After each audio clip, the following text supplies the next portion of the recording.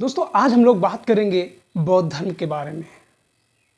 शायद ही ऐसी कोई परीक्षा हो जिसमें बौद्ध धर्म से प्रश्न ना पूछा जाए। ऐसा क्यों है? क्योंकि बौद्ध धर्म एक धर्म ही नहीं बल्कि 6ठी शताब्दी ईसा पूर्व में चलने वाला एक आंदोलन है जो रूढ़िवादी समाज के विरोध में चलाया गया था, यानी ब्राह्मणों के विरोध में चलाया गया क्षत्रियों द्वारा एक आंदोलन था। तो दोस्तों ये सारी बातें बौद्ध धर्म का उद्भव किन परिस्थितियों में हुआ वो पीछे की वीडियो में हमने बता दिया है, आप लोग जाके देख सकते हैं। लेकिन बौद्ध धर्म को आज हम विस्तार से समझने की कोशिश करते हैं, जिसमें कई टॉपिक हैं, करीब 7 टॉपिक हुए हैं और इसलिए हमें प्रत्येक टॉपिक के विस्तृत अध्ययन करने की जरूरत है। जिनमें से सबसे पहला टॉपिक है बुद्ध का जीवन परिचय, यानी इसमें महात्मा बुद्ध के जन्म से लेकर ज्ञान प्राप्ति की स्थिति तक हम लोग बात करेंगे। उसके बाद हम दूसरे टॉपिक में बात करेंगे बौद्ध धर्म के सिद्धांत के बारे में, यानी महात्मा बुद्ध जब बौद्ध धर्म की स्थापना कर दिए तो उन्होंने कौन कौन से सिद्धांतों को जन्म दिया, ये सारी बातें हम लोग बौद्ध धर्म के सिद्धांत के बारे में समझेंगे। और तीसरा टॉपिक है बौद्ध संघ के बारे में कि महात्मा बुद्ध संघ का संगठन कैसे किया और किस तरीके से बौद्ध धर्म का प्रचार प्रसार किया। उसके बाद चौथा टॉपिक है बौद्ध संगीतियां एवं संप्रदाय, यानी महात्मा बुद्ध की जब मृत्यु हो गई, यानी महात्मा बुद्ध जब महापरिनिर्वाण को प्राप्त कर लिए, उसके बाद बौद्ध संघ में कई प्रस्फुटन हुए, यानी कई संप्रदायों में विभक्त हो गए और बौद्ध धर्म की बिखरी हुई सामग्री सिद्धांतों को संकलित करने के लिए बहुत सारे बौद्धिस्ट अलग अलग जगह पे इकट्ठे हुए और वही सारी चीजें हम लोग पढ़ेंगे बौद्ध संगीतियां। और कौन कौन से संप्रदाय हुए इसके बारे में हम लोग बात करेंगे, जैसे हीनयान और महायान संप्रदाय, और फिर धीरे धीरे हीनयान और महायान संप्रदायों के भी कई भाग हो गए। तो ये टॉपिक हम लोग चौथे भाग में पढ़ेंगे। उसके बाद 5वें टॉपिक में हम लोग बात करेंगे बौद्ध साहित्य के बारे में, यानी बौद्ध धर्म का जो साहित्य है, यानी बौद्ध धर्म को संकलित करने के लिए, यानी तत्कालीन समय में कौन कौन से ग्रंथ लिखे गए, किस भाषा में लिखे गए, कहाँ पर लिखे गए, किस संगीत में लिखे गए, ऐसे बहुत सारे प्रश्न बौद्ध साहित्य से संबंधित आते हैं। कौन कौन से ग्रंथों में कौन कौन सी सामग्रियां जानने को मिलती हैं। उसके बाद हम लोग 6ठे टॉपिक पे पढ़ेंगे बौद्ध धर्म के उत्कर्ष के कारण, यानी बौद्ध धर्म का उत्कर्ष क्यों हुआ। और 7वां टॉपिक है जैन एवं बौद्ध धर्म में क्या समानताएं हैं, क्या असमानताएं हैं, क्योंकि इन दोनों धर्मों का जो उद्भव हुआ है वो 6ठी शताब्दी ईसा पूर्व में अरूढ़िवादी संप्रदाय के रूप में हुआ, क्योंकि रूढ़िवादी परंपराएं बहुत तेजी से प्रचलित हो रही थे। तो ये 7 टॉपिक हैं जो हम लोग बौद्ध धर्म के बारे में समझेंगे। और आइए आज हम लोग बात करते हैं बुद्ध के जीवन परिचय के बारे में, यानी आज हम लोग केवल पहला टॉपिक पढ़ पाएंगे, क्योंकि ये टॉपिक ही बहुत बड़ा है, हो सकता है इसे दूसरे पार्ट में भी पढ़ाना पड़े। दोस्तों बुद्ध का जीवन परिचय, जीवन परिचय का मतलब क्या है, यानी जब किसी व्यक्ति के जीवन परिचय के बारे में बात करते हैं तो उसके उद्भव से लेकर मृत्यु तक के बारे में चर्चा करते हैं। दोस्तों महात्मा बुद्ध का जन्म 563 ईसा पूर्व हुआ। ये प्रश्न कई बार पूछा गया है कि महात्मा बुद्ध का जन्म कब हुआ। तो सबसे सर्वमान्य डेट 563 ईसा पूर्व है। और वो कौन सा दिन था? वैशाख पूर्णिमा के दिन। ये भी प्रश्न पूछ लिया जाता है कि महात्मा बुद्ध का जन्म किस दिन हुआ था। तो महात्मा बुद्ध का जन्म वैशाख पूर्णिमा के दिन हुआ था। और कहां पर हुआ था? कपिलवस्तु के लुम्बिनी के। ये जन्म कहां पर हुआ था? कपिलवस्तु के लुम्बिनी में। और लुम्बिनी में कहां पर? अम्र उद्यान, अम्र कुंज यानी आम के बगीचे में हुआ था। और किस वृक्ष के नीचे? साल वृक्ष के नीचे। ऐसे कई सारे प्रश्न बनते हैं। लुम्बिनी जो नेपाल के तराई में स्थित है, लुम्बिनी को ही वर्तमान में रुम्मिनदेई के नाम से जाना जाता है। ये कई बार प्रश्न पूछा गया, किस नाम से जाना जाता है? रुम्मिनदेई के नाम से भी जाना जाता है। कौन सा? लुम्बिनी को। तो कई बार प्रश्न लुम्बिनी दे दिया जाता है ऑप्शन में, या कहीं कहीं पर रुम्मिनदेई दे दिया जाता है। आइए आगे देखते हैं। रुम्मिनदेई से अशोक का लघु स्तंभ लेख मिला है। जब मौर्य काल के बारे में हम लोग पढ़ेंगे तो वहां बताएंगे कि रुम्मिनदेई का में जो अशोक का लघु स्तंभ लेख मिला है उसमें क्या क्या लिखा है, क्या क्या बताया गया है, तो वो मौर्य काल में पढ़ेंगे। तो चूंकि अशोक यहां पर भ्रमण करने के लिए गया था और वहीं पर उसने क्या किया? एक स्तंभ लेख लिखवा दिया।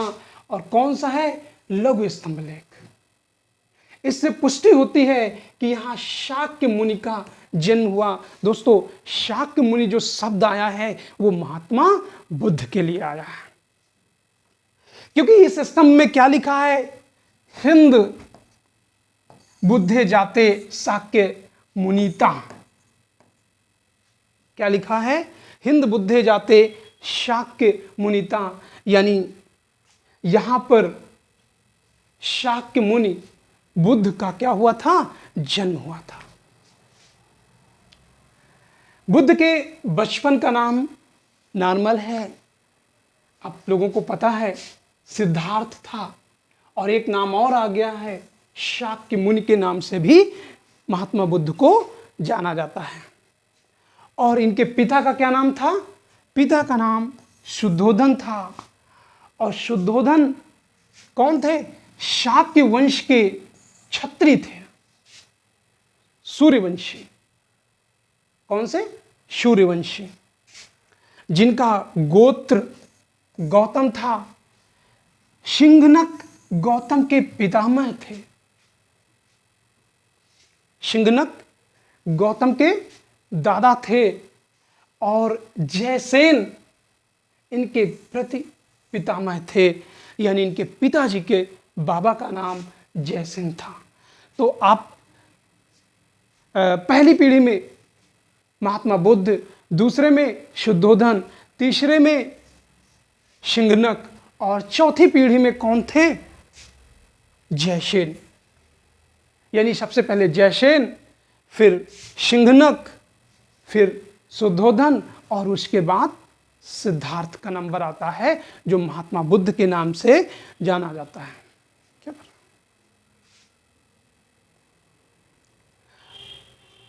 इस समय ये कौशल जनपद के अधीन था। कौन सा? कपिलवस्तु वाला क्षेत्र। तो पूछ लिया जाता है, कपिलवस्तु 6ठी शताब्दी ईसा पूर्व में किस महाजनपद के अंतर्गत आता है? आइए आगे देखते हैं। शुद्धोधन कपिलवस्तु के साक्यगढ़ के मुखिया थे। और कपिलवस्तु इस समय कौशल जनपद के अधीन था। वही लाइन रिपीट हो गई है।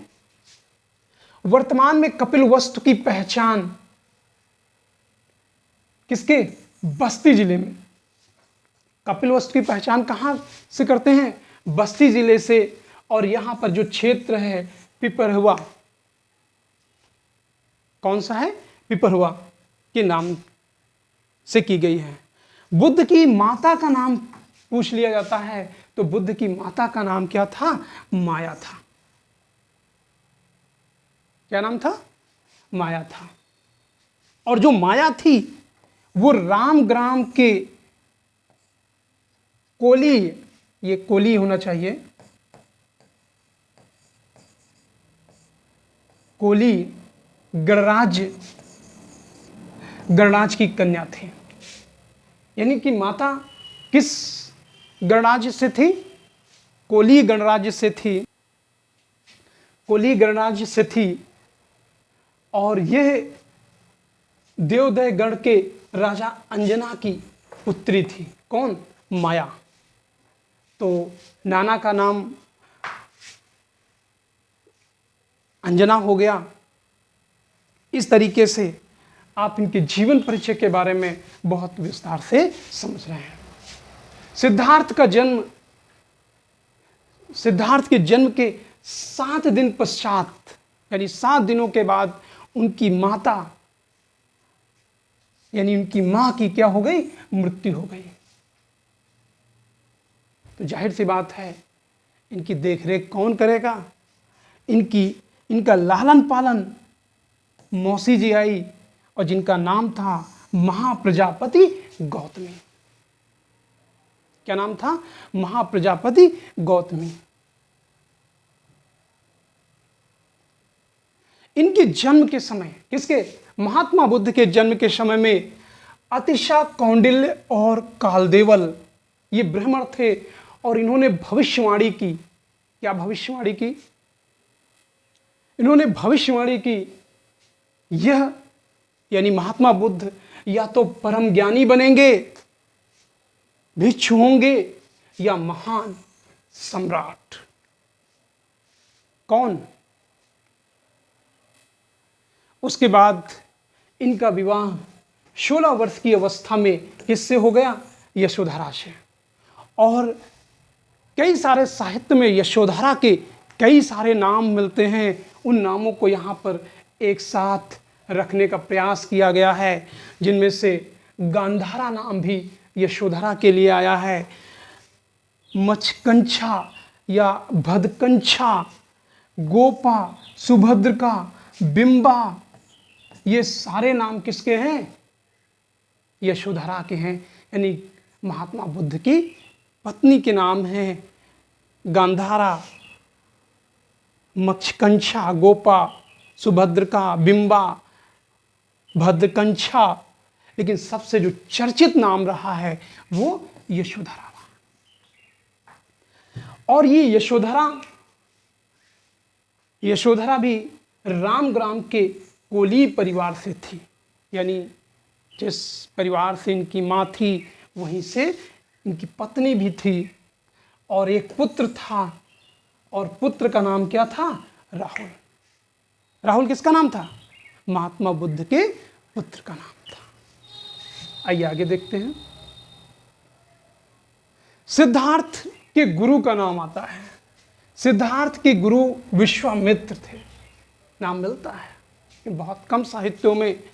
और विश्वामित्र से इन्होंने वेद और उपनिषद की शिक्षा ग्रहण की। किससे? विश्वामित्र से। किसने? महात्मा बुद्ध ने।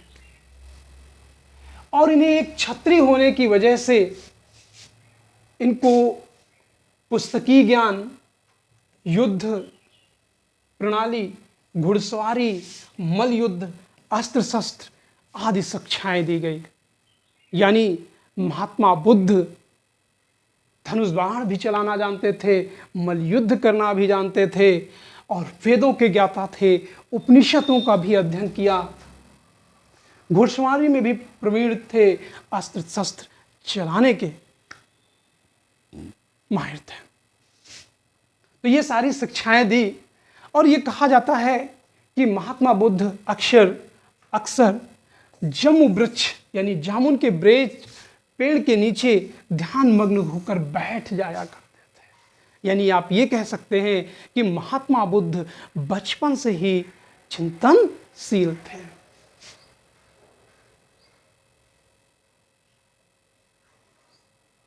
सिद्धार्थ एक बार राज्य भ्रमण के लिए निकले तब उन्हें 4 दृश्य दिखाई पड़ते हैं, और यही 4 दृश्य हैं जिसके कारण महात्मा बुद्ध ने के जीवन में कुछ सबसे ज्यादा प्रभावित किए और घर छोड़ दिया महात्मा बुद्ध ने।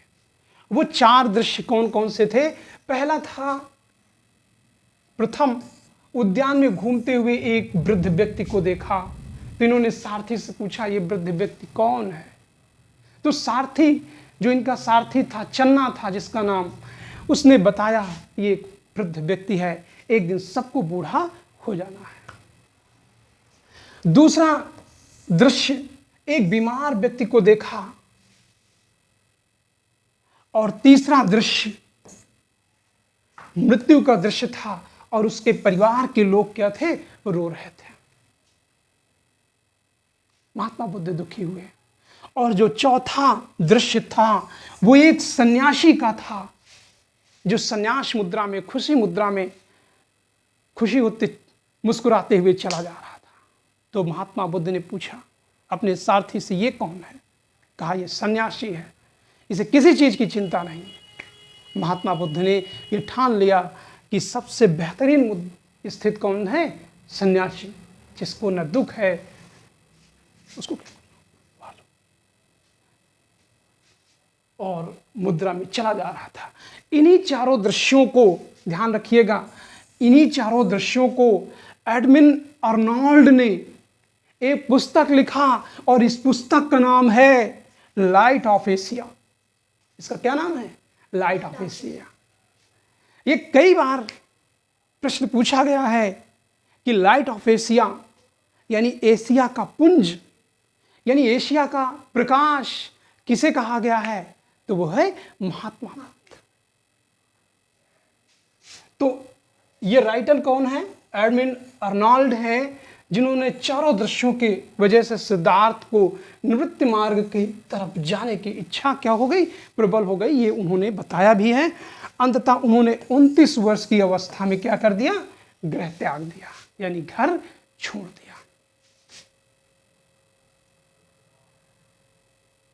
मंजिम निकाय ये बौद्ध धर्म से संबंधित एक ग्रंथ है, और डीडी कौशाम्बी भारत के पहले मार्क्सवादी इतिहासकार हैं, और इन्होंने बुद्ध के गृह त्याग का कारण क्या बताया?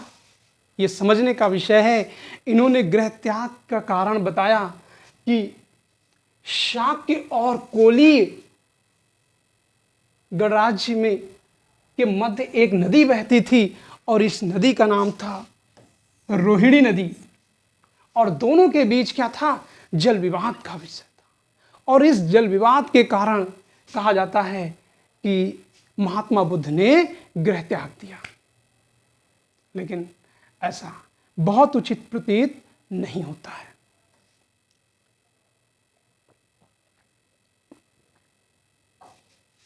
आगे देखते हैं।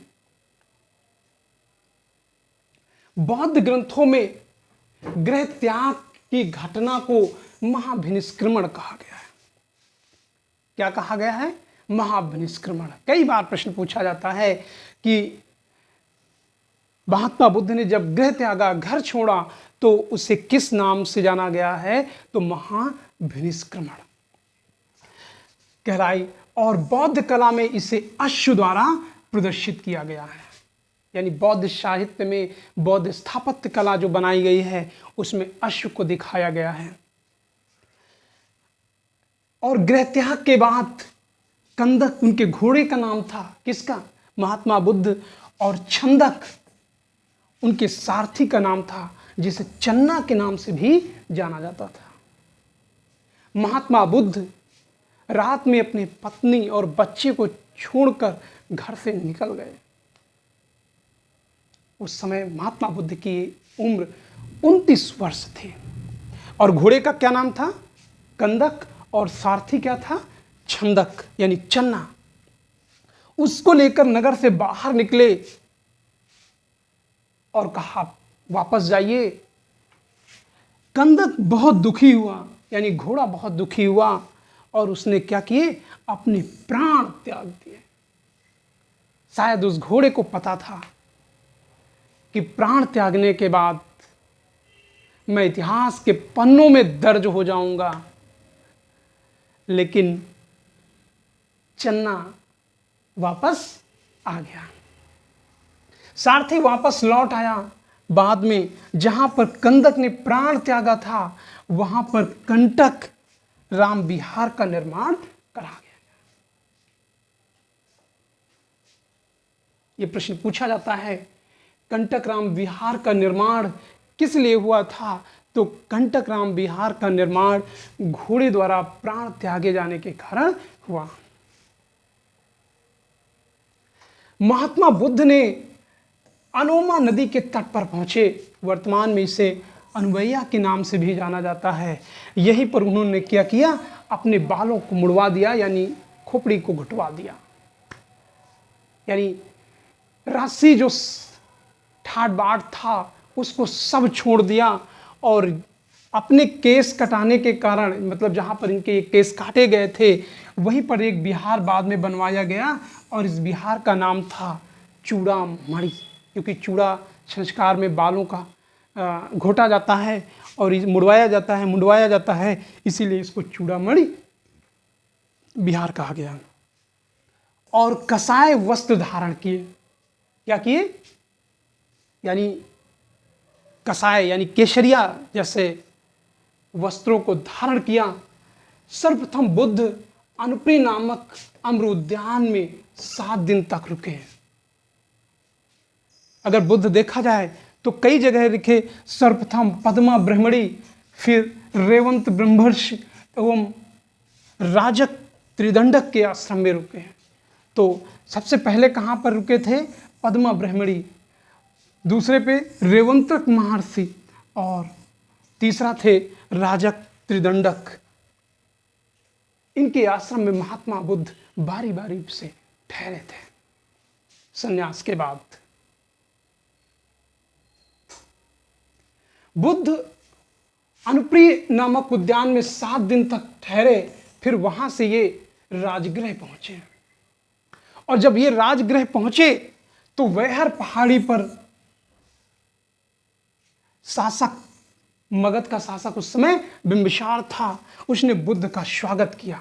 तो प्रश्न पूछा जा सकता है कि महात्मा बुद्ध को बिंबिसार ने किस पहाड़ी पर स्वागत किया था? तो वो थी वैहार पहाड़ी पर। बिंबिसार ने बुद्ध के समक्ष, यानी बुद्ध से कहा कि प्रभु सिंहासन ग्रहण कर लीजिए, लेकिन बुद्ध ने कहा नहीं, हमें सिंहासन नहीं ग्रहण करना है, क्योंकि उस सिंहासन को तो मैं खुद ही छोड़ के आ रहा हूं। उन्होंने अस्वीकार कर दिया।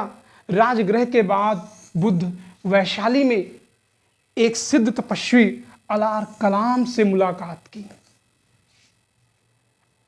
तो अलार कलाम कहां पर मिले थे? वैशाली में। तो प्रश्न पूछा जाता है कि अलार कलाम बुद्ध को कहां पर मिले थे? तो वो मिले थे वैशाली में। और ये सांख्य दर्शन और वैराग्य के ज्ञान के लिए विख्यात थे। कौन? अलार कलाम। ये पूछा गया है अलार कलाम किस लिए जाने जाते थे? तो ये सांख्य दर्शन के लिए जाने जाते थे।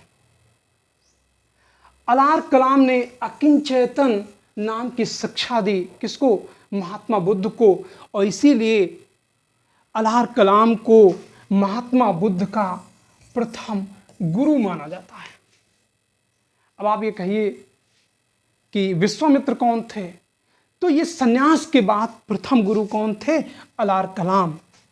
लेकिन इससे भी महात्मा बुद्ध की जिज्ञासा पूर्ति नहीं हुई। बुद्ध कहां पहुंचे? राजगृह पहुंच गए और उद्रक रामपुत्र नामक सन्यासी से मिले, पहुंचे। उसने उद्रक रामपुत्र को महात्मा बुद्ध का दूसरा गुरु कहा जाता है। क्या कहा जाता है? दूसरा गुरु। और यहां बुद्ध को 9 संज्ञाना यानी योगासन का शिक्षा दी गई। लेकिन इससे भी इनके मन को संतुष्टि ना मिली और फिर ये कहां पहुंच गए? उरुगवेला पहुंच गए। और उरुगवेला उस समय की क्या थी? तपोभूमि थी। और यहां पर बहुत सारे सन्यासी दिनों रात तपस्या किया करते थे। तो कहां पर? उरुगवेला महात्मा बुद्ध पहुंच गए। उरुगवेला में निरंजना नदी के तट पर, इसी को फल्गु नदी या लीलांजन नदी भी कहा जाता है, के तट पर वट वृक्ष यानी बरगद के वृक्ष या इसी को निग्रोथ वृक्ष भी कहा गया है, यहां पर तपस्या प्रारंभ की। ध्यान दीजिए, ज्ञान प्राप्त हुआ पीपल के वृक्ष के नीचे, लेकिन उरुगवेला में वो किस वृक्ष के नीचे रुके थे? वट वृक्ष या बरगद या इसी को निग्रोथ वृक्ष भी कहा जाता है। प्रश्न पूछे गए हैं। तपस्या प्रारंभ की और 7 दिन 7 रात की समाधि लगाई।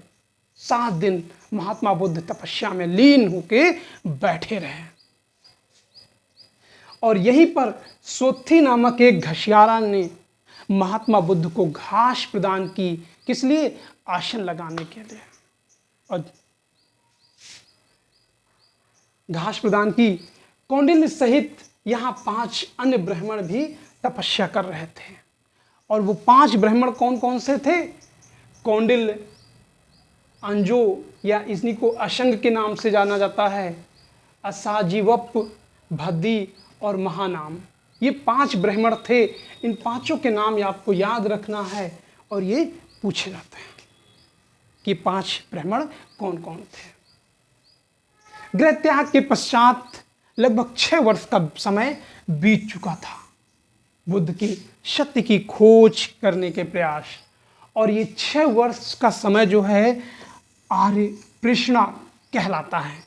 इसी बीच महात्मा बुद्ध उरुगवेला की सेनानी की पुत्री सुजाता खीर लेके आई। महात्मा बुद्ध बहुत भूखे रहे होंगे और निश्चित रूप में खीर देख के सोचा होगा चलो खा लेते हैं। और जब बुद्ध द्वारा ये खीर ग्रहण कर लिया गया तो जो 5 ब्राह्मण थे उन्होंने सोचा ये तो भ्रष्ट हो चुका है। और ये 5 ब्राह्मण बुद्ध को भ्रष्ट समझकर उरुगवेला से ऋषि पत्तन यानी सारनाथ चले आए। तो दोस्तों, शेष अगली क्लास में मिलते हैं। यदि आपको अच्छा लगे तो मेरे वीडियो को लाइक करिए, कमेंट करिए, अपने दोस्तों को शेयर करिए और मेरे चैनल को सब्सक्राइब करना मत भूलिए। Thank you.